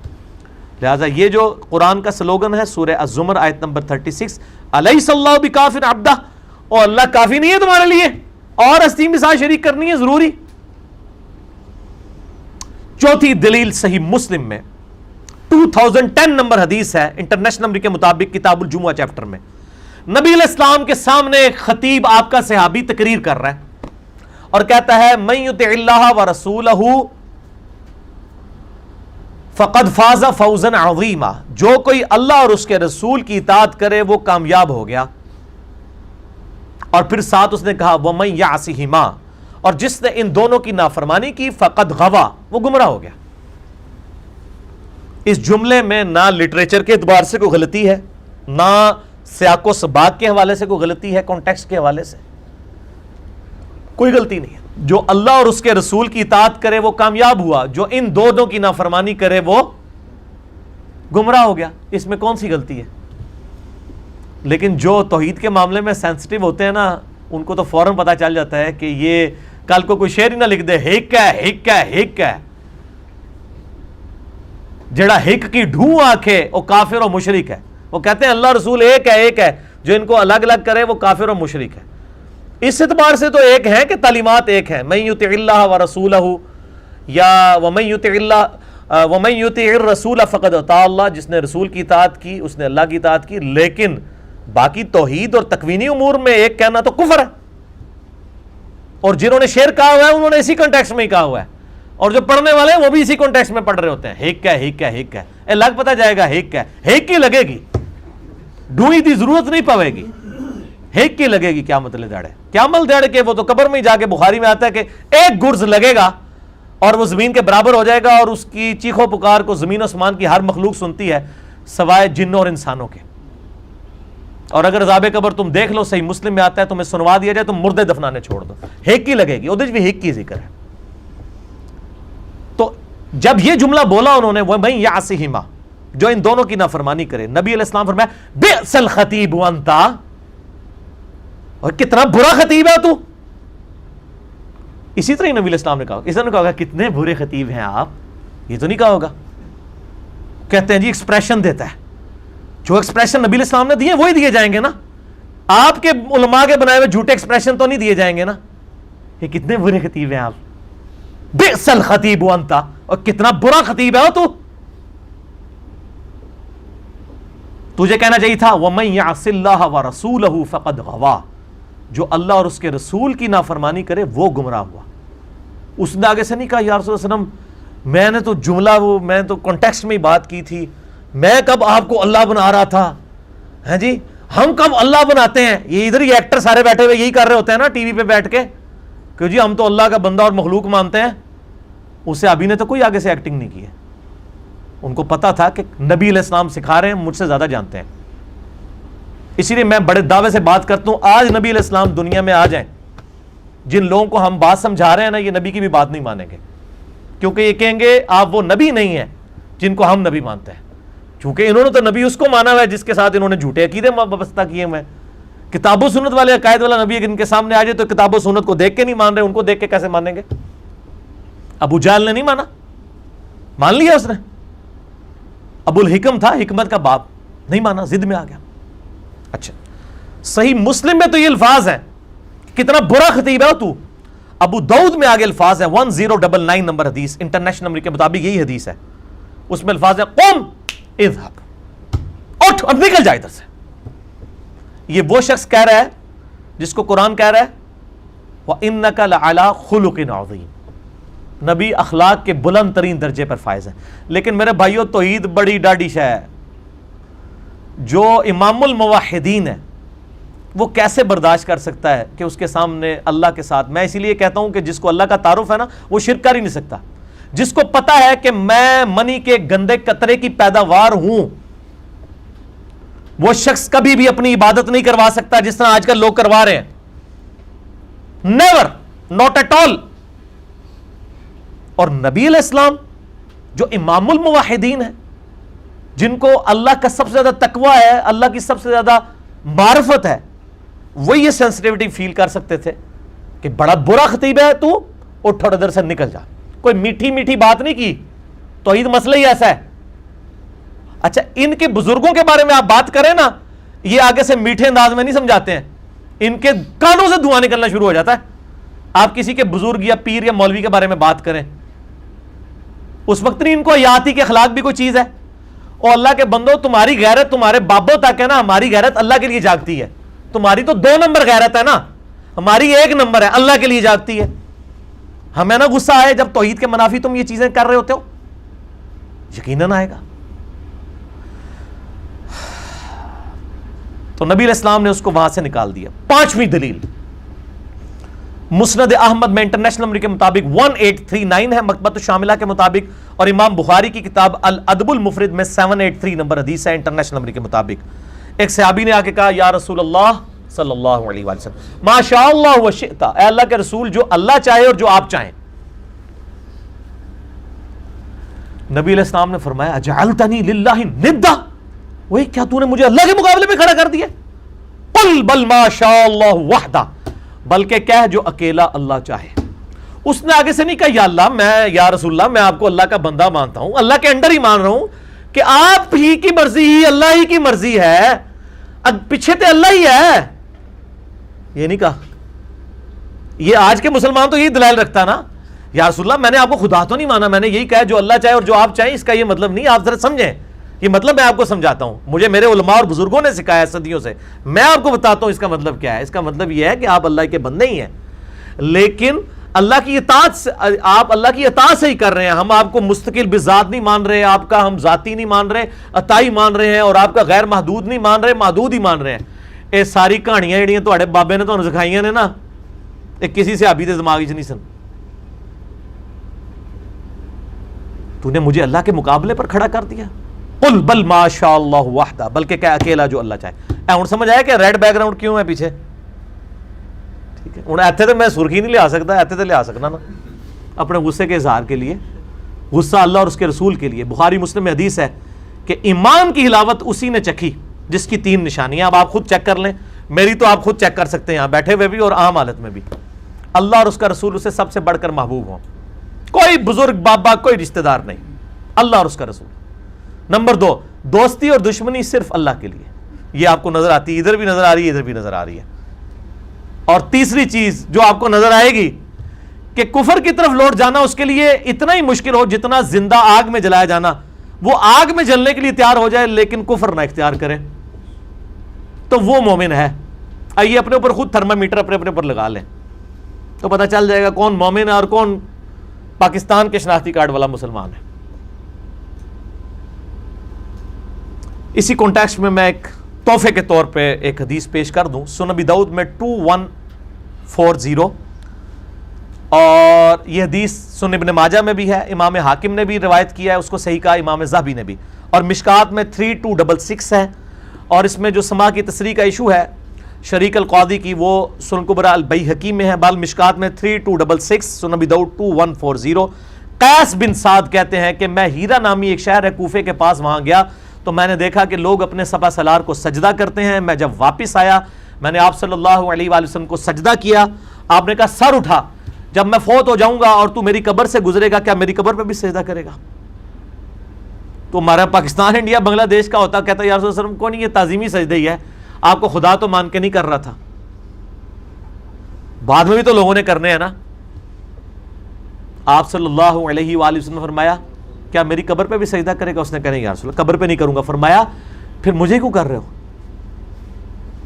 اپنے آپ کو قبر کے ساتھ کمپیئر کر دیا خود. والموطا امام مالک اور مسند احمد میں صحیح حدیث ہے کہ آپ علیہ السلام دعا کرتے تھے اللہم لا تجعل قبری وثنا یعبد، اے اللہ میری قبر کو بت نہ بننے دینا کہ لوگ اس کی عبادت شروع کر دیں. یہ کہتے ہیں جی نبی علیہ السلام کی قبر کے لیے بت کا لفظ استعمال کرتے ہیں، یہ آپ نے خود کیا ہے. جس کی بھی عبادت اب اللہ کے مقابلے پر کی جائے گی، چاہے عیسیٰ علیہ السلام کی، کسی قبر کی، کسی پتھر کی، کسی پیغمبر کی، کسی فرشتے کی، کسی جن کی، اللہ دے بندے ہو توحید سینسٹیو ایشو ہے. ایک ہی گناہ ہے جو اللہ نے قیامت دن بھی معاف نہیں کرنا. اور اگر کوئی شخص یہ کہے کہ اللہ چاہے تو قیامت والے دن شرک بھی معاف کر سکتا ہے، وہ کافر ہے، کیونکہ اللہ پھر اللہ نہیں رہے گا، کیونکہ لا تبدیل لکلمات اللہ. اللہ نے اپنے کلمات طے کر دیے کہ میں نے شرک معاف نہیں کرنا. اب اللہ تعالیٰ کے لیے یہ محال ہے، اس کے لیے محال کی ٹرم فقہ میں بولی جاتی ہے. اسی طریقے سے اگر کوئی کہ اللہ چاہے تو موسیٰ کو دوزخ میں اور فرعون کو جنت میں بھیج دے، یہ تو اللہ کا تو اختیار ہے نا، یہ کلمہ کفر ہے، یہ محال ہے، کیونکہ اللہ کے کلمات بدل جائیں گے نا، اللہ کے کلمات تو نہیں بدلتے۔ تو قرآن میں سورہ النساء آیت نمبر 48، سورہ نساء آیت نمبر 116 میں آیا ان اللہ لا یغفر ان یشرک بہ ویغفر ما دون ذلک لمن یشاء، اللہ شرک کو معاف نہیں کرے گا، اس کے علاوہ جتنے گناہ جس کے لیے چاہے گا معاف کر دے گا۔ اب یہ کئی آیات مجھے زبانی یاد ہیں، احادیث بھی۔ مسئلہ نمبر 3 میرا ہے، اور سچ پیپر نمبر 3 ہے دعا صرف اللہ ہی سے، وہ آپ ضرور پڑھ لیں اور دیکھ لیں، سب کچھ کلیئر ہو جائے گا۔ اچھا، جب انہوں نے سجدہ کیا، نبی علیہ السلام فرمایا تم میری قبر سے گزرو گے وہاں پہ بھی سجدہ کرو، ان کا نہیں یا رسول اللہ، تو فرمایا مجھے کیوں سجدہ کر رہے ہو؟ اگر میں سجدہ جائز سمجھتا تو بیویوں سے کہتا کہ اپنے خامدوں کو سجدہ کریں اس حق کے سبب جو اللہ نے ان کو دیا ہے۔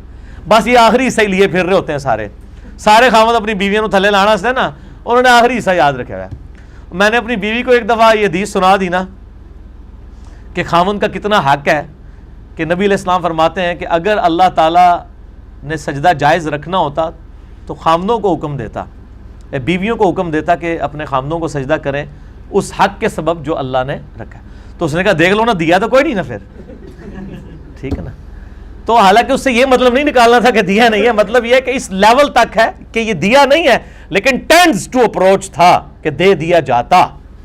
جیسے فرمایا گیا کہ بخاری مسلم کی حدیث ہے اگر مجھے امت کا خیال نہ ہوتا تو میں مسواک فرض کر دیتا۔ اب اس سے یہ تو نہیں کو نکال سکتا کہ دیکھیں نا مسواک تو ضروری کوئی نہیں نا، اس کا مطلب یہ ہے کہ مسواک اتنی ضروری سنت، اور مسواک سے مراد یہ لکڑی کی ڈنڈی نہیں، ہر وہ چیز جس سے دانت صاف ہو جائے، چاہے وہ ٹوتھ برش ہو، چاہے وہ لکڑی کی ہو، چاہے منجن ہو، ٹوتھ پیسٹ ہو، کوئی بھی چیز، اصل مقصد دانتوں کی صفائی ہے۔ ورنہ اس میں علمی پھکی دیتا ہوں کہ نبی علیہ السلام غسل کرتے وقت اپنے جسم سے منی صاف کرتے تھے مٹی رگڑ کے، تو کتنے علماء ہیں جو وہ مسواک تو استعمال کر رہے ہیں، مٹی کیوں نہیں استعمال کرتے؟ کہتے ہیں نہیں صابن کرنا چاہیے، وہ اس زمانے تے زمانے تے پائی میرے اس زمانے مسواک تھی تے اس زمانے ٹوتھ برش ہے، اصل مقصد دانتوں کی صفائی۔ پھکیے نال لیں تاکہ پیٹ میں کہیں درد ہونے لگے فوراً ڈکار آ جائے اور وہ بات علمی طور پہ ہضم ہو جائے، ٹھیک ہے۔ ان کو کہا کرو غسل میں جب آپ لوگوں کو وضو میں مسواک سکھا رہے ہوتے ہو نا، غسل میں بھی کہا کرو کہ مٹی لا کے نا ایک پوری بوری گھر میں رکھیں اور سونے سے جب آپ غسل کرو تو پہلے مٹی سے، وہ کہتے ہیں نہیں وہاں صابن، کیونکہ اصل مقصد تو صفائی ہے، یہاں بھی دانتوں کی صفائی اصل مقصد ہے۔ مسواک کرنے والے کو بھی ثواب ملے گا، ٹوتھ برش والے کو بھی ثواب ملے گا، وہ اللہ کی رضا کے لیے کام کر رہا ہے۔ تو یہ دیکھ لیں کہ اس صحابی کو نبی علیہ السلام نے منع فرما دیا، انہوں نے آگے سے کوئی شعر نہیں پڑھا کہ عشق دے چلے نمبر لے گئے، عقل والے انجے ہی عمرہ گالیاں، کوئی کسی کے دماغ میں شعر نہیں تھے، اور عشق دے چلے نمبر نہیں رہ گئے، عشق دے چلے اتنے بھی نچدے رہ گئے تے اگے بھی جناب دوزخ وچ نچن گے جا کے، عشق دے چلے نہیں، عقل والے۔ نبی علیہ السلام کو کہا گیا ہے نبی دعا کیجیے اللہ میرے علم میں اضافہ کر، میرے عشق میں اضافہ کر، کہیں نہیں آیا ربی زدنی علما۔ پھر قرآن میں ہے قل هل يستوي الذين يعلمون والذين لا يعلمون انما يتذكر اولو الالباب، اے نبی علیہ السلام فرما دیجئے علم والے اور علم بغیر علم والے برابر نہیں ہو سکتے، نصیحت تو حاصل نہیں کرتے مگر عقل والے، چلے نہیں عقل والے۔ پھر آیا انما یخشى اللہ من عباده العلماء، اللہ کی معرفت اور خشیت صرف اہل علم کو ہے، چلے نو نہیں ہے۔ اللہ دے بندے چلے جڑے وہ تو رہ ہی گئے، اور دیکھ لیں ادھر بھی رہ گئے اور آخرت میں بھی ان کی ہوائیاں اڑ جانی ہے کہ یار ہم تو پتہ نہیں کیا قائد بنائے بیٹھے ہوئے تھے اور یہ کیا سے کیا نکل گیا۔ اب اگلی آیات کور کرتے ہیں جلدی سے اور پھر انشاءاللہ تعالیٰ اس ٹاپک کو کنکلوڈ کر لیتے ہیں۔ میں چاہ رہا ہوں کہ مسئلہ نمبر 198 میں یہ دونوں ٹاپک آ جائیں، پھر الگ سے مسئلہ نہ ریکارڈ کروانا پڑے۔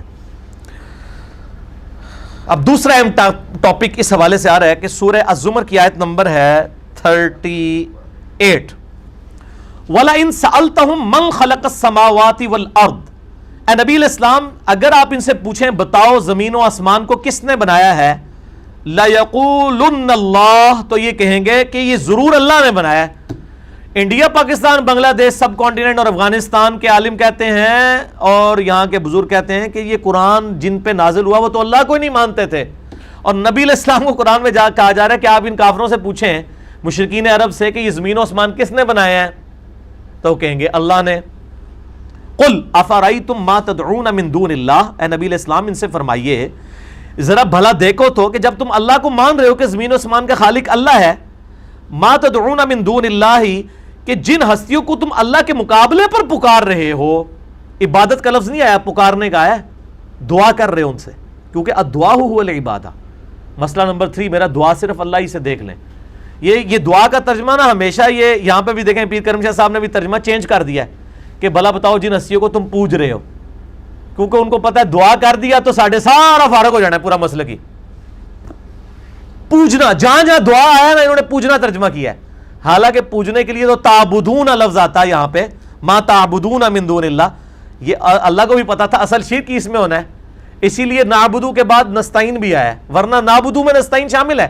ایاک نعبدو و ایاک نستعین, اللہ تیری عبادت کرتے ہیں اور تجھی سے دعا کرتے ہیں. دعا خود عبادت ہے نعبدو میں, لیکن اللہ کو پتا تھا کہ ڈنڈی کدھر مارنی ہے انہوں نے, تو ہر جگہ تدعونا, جن کو تم پکار رہے ہو اللہ کے ساتھ. ان ارادنی اللہ بضر, اگر اللہ ارادہ کر لے مجھے تکلیف پہنچانے کا, حل ہن کاشفات الضر, تو کیا تمہاری یہ ہستیاں ان تکلیفوں کو دور کر سکتی ہیں؟ او ارادنی برحمہ, یا اگر اللہ میرے لیے رحمت کا فیصلہ کر لے, حل ہن ممسکات رحمتی, کیا یہ ہستیاں اللہ کی رحمت کو روک سکتی ہیں؟ قل حسبی اللہ, اے نبی علیہ السلام فرمائے مجھے اللہ ہی کافی ہے. علیہ یتوکل المتوکلون, توکل کرنے والوں کو صرف اسی ہستی پر ہی توکل کرنا چاہیے. اب اندازہ لگا لیں کہ نبی علیہ السلام کے ذریعے کہا جا رہا ہے کہ اگر اللہ تعالیٰ ارادہ کرے یہ ساری ہستیاں مل کے کچھ نہیں کر سکتی, اور اگر اللہ تکلیف دینا چاہے تو یہ روک نہیں سکتی. اب یہ ایک ٹاپک بہت لمبا ہے, میں اس پہ بولوں تو پھر گھنٹوں چاہیے. مسئلہ میرا 3 جو ہے دعا صرف اللہ ہی سے, وہ آپ ضرور دیکھیں, اور اسی کی ایکسٹینشن ہے وسیلہ اور توسل کے صحیح احکام و مسائل, مسئلہ نمبر 43 اہل سنت پاک .com پہ. اگلی آیات بھی کور کر لیں.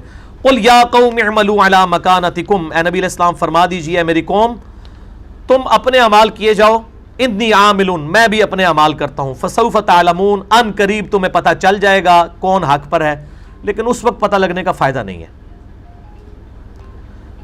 من یاتیہ عذاب یخزیہ, کہ کس پر آتا ہے وہ عذاب جو اسے رسوا کر دے, وَيَحِلُّ عَلَيْهِ عَذَابٌ مُقِيمٌ, اور کون ایسا شخص ہے جس پہ اللہ کی طرف سے ہمیشہ کا عذاب حلال ہو جائے گا. اِنَّا أَنزَلْنَا عَلَيْكَ الْكِتَابَ لِلنَّاسِ, بے شک ہم نے یہ کتاب ہے نبی علیہ السلام آپ پر نازل کی ہے لوگوں کے لیے, بالحق, حق کے ساتھ, یعنی پرپسفل با مقصد کتاب ہے, جو سورہ بنی اسرائیل میں آیا وَبِالْحَقِّ أَنزَلْنَاهُ وَبِالْحَقِّ نَزَلَ. قرآن پرپسفل اترا, حق کے ساتھ اترا اور حق لے کر اترا. فَمَنِ اهْتَدَىٰ فَلِنَفْسِهِ, تو دیکھو جو کوئی ہدایت پر آ جائے گا وہ اپنی جان کا بھلا کرے گا. وَمَنْ ضَلَّ, اور جو کوئی گمراہ رہنا چاہے, فَإِنَّمَا يَضِلُّ عَلَيْهَا, تو اس کی گمراہی کا وبال بھی اس پہ ہوگا. یعنی اے نبی علیہ السلام ان کو کہہ دیجئے اگر آپ ہماری بات نہیں قبول کرتے, میری دعوت قبول نہیں کرتے, مجھے کوئی فرق نہیں پڑنا, قبول کرو گے فائدہ تمہارا ہے, نہیں کرو گے نقصان تمہارا ہے. وَمَا أَنْتَ عَلَيْهِمْ بِوَكِيلٍ, اور اے نبی علیہ السلام فرما دیجئے میں تم پر داروغہ بنا کر نہیں بھیجا گیا, میں تمہارا وکیل نہیں ہوں. ٹھیک ہے جی. اس کانٹیکسٹ میں وہ 2 آیتیں اور ایک حدیث کور کر دوں تاکہ مسئلہ کلیئر ہو جائے. اس آیت سے بالکل کلیئر ہو گیا کہ مشرکین عرب اللہ کو مانتے تھے لیکن اللہ کے ساتھ اور ہستیوں کو شریک کرتے تھے, لہٰذا یہ دنیا کا سب سے بڑا جھوٹ جو انڈیا, پاکستان, بنگلہ دیش میں کروڑوں لوگوں کو پڑھایا گیا, او جی اللہ نہیں سن مندے, اس واسطے قرآن دی آیات کافراں دے بارے چ نے, اللہ کو مانتے تھے, وہ تو اڑے لئی کام کرتے سن, اللہ کو مانتے تھے, ساتھ اور ہستیاں شامل کرتے تھے. اور میں یہ ثبوت پیش کرنے لگا ہوں, کراس ریفرنس سورہ یونس کی آیت نمبر 18 نکالیں جی, سخت ترین آیت اس حوالے سے. سورہ یونس آیت نمبر 18, آپ کے پیج نمبر ہے 211, 211 نمبر پیج میں بالکل سینٹر میں ہے. وَيَعْبُدُونَ مِن دُونِ اللَّهِ, یہ عبادت کرتے ہیں اللہ کے علاوہ اور ہستیوں کی, مَا لَا يَضُرُّهُمْ وَلَا يَنْفَعُهُمْ, جو نہ ان کو تکلیف دے سکتی ہیں اور نہ نفع. وَيَقُولُونَ, اور یہ کہتے ہیں, هَؤُلَاءِ شُفَعَاؤُنَا عِندَ اللَّهِ, یہ ہم ان ہستیوں کو نہیں پوچھ رہے, یہ ہستیاں اللہ کے حضور ہماری شفاعت کر دیں گی. ہم کب شیخ عبد القادر جیلانی کو مدد کے لیے پکار رہے ہیں, ہم تو وسیلہ اختیار کر رہے ہیں کہ وہ حضور اللہ کے حضور دعا کریں گے, اور پیچھے اللہ ہی ہے. اچھا جب ہم کہتے ہیں سنت پہ چلیں اور آپ اپنے بزرگوں کے, او جی اے امام اور بزرگوں کے پیچھے نبی علیہ السلام ہی ہے, نبی بھی پیچھے, اللہ بھی پیچھے تھے, اگے تو آڑے بنائے ہوئے. اللہ ہمارا ہے کہ یہ کہتے ہیں کہ یہ ہستیاں جو ہے نا یہ ہمیں اللہ کے قریب کر دیں گی, اللہ ہی سب کچھ کرتا ہے جی. اور کون کہتا ہے جی اللہ نہیں کرتا, اللہ ہی کرتا ہے نا جی. دیکھ لیں وہی بات ہے. اب اللہ تعالیٰ جواب کیا دے رہا ہے, قل اتنبئون اللہ بما لا یعلم فی السماوات ولا فی الارض, اے نبی ان سے فرماؤ کیا تم اللہ کو وہ بات بتانا چاہتے ہو جو اللہ کے علم میں تو کوئی نہیں ہے آسمانوں اور زمین کے اندر. اللہ کے علم میں, اللہ کے کاغذوں میں, اے پنجابی صحیح ترجمہ ہوئے گا, اللہ کے کاغذوں تے بھائی کوئی ایسی ہستی نہیں ہے, اور کتنے سخت الفاظ ہیں. اللہ کہہ رہا ہے میرے علم میں تو کوئی ایسی بات نہیں کہ میں نے کسی کو کوئی اتھارٹی لاٹ کی ہو کہ پیچھے میں ہی آتے اگے تو ہے. میرے علم میں ایسی کوئی بات نہیں ہے. سبحانہ و تعالی عما یشرکون. اوہ اللہ بڑا پاک ہے, اس کی ذات بہت بلند ہے اس شرک سے جو تم کر رہے ہو. اللہ تو بہت بلند ہے. یہ کن ہستیوں کو تم نے یہ کلیم کر لیا کہ یہ اللہ کے حضور ہمیں قریب کر دیں گے؟ اور اسی سے ملتی جلتی آیت سورہ الزمر کی شروع کی آیت تھی, آیت نمبر 3 آپ کے پیج پہ 459 نمبر پیج ہے, سورہ الزمر کی آیت نمبر 3.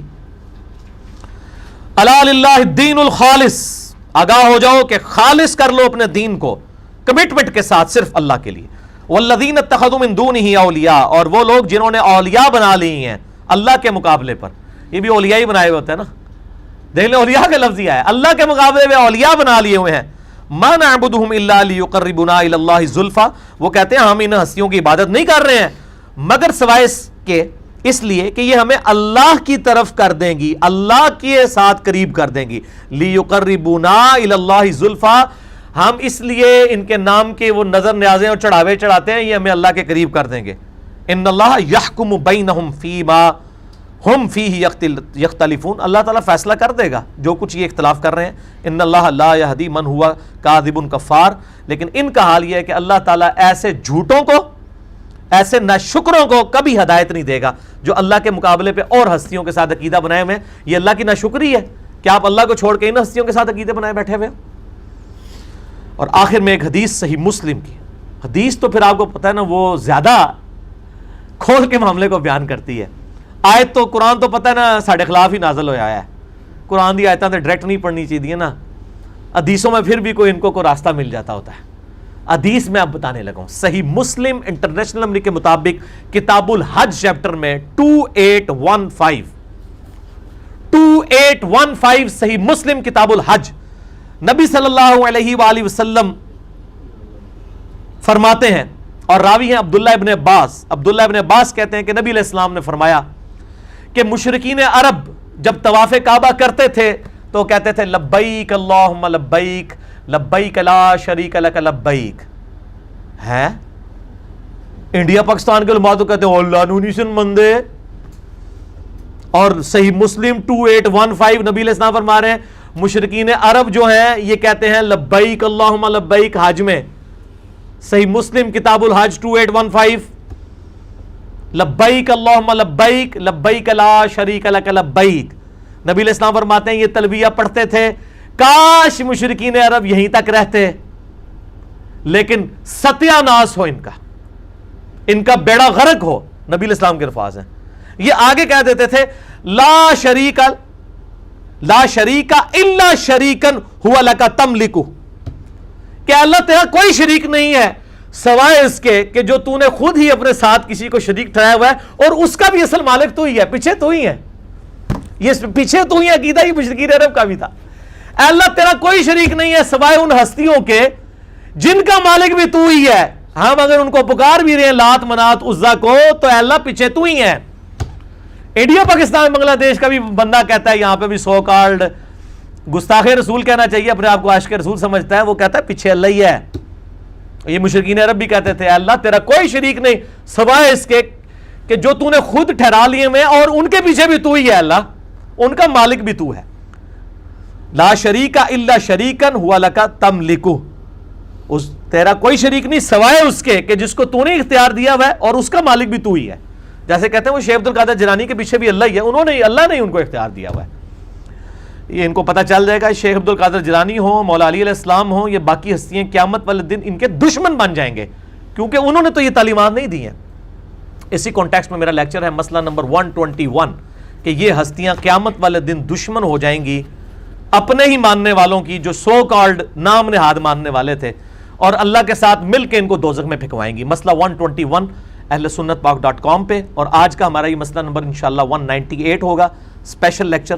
اللہ تعالیٰ سے دعا ہے جو حق بات میں نے کہی اللہ تعالیٰ ہمارے دلوں میں راسخ فرمائے. اگر جس بات میں میرے منہ سے کوئی غلط بات نکل گئی تو اللہ تعالیٰ ہمارے دلوں سے محو کر دے, ہمیں کتاب و سنت کی تعلیمات پر عمل کر کے دوسرے بھائیوں تک پہنچانے کی توفیق عطا فرمائے.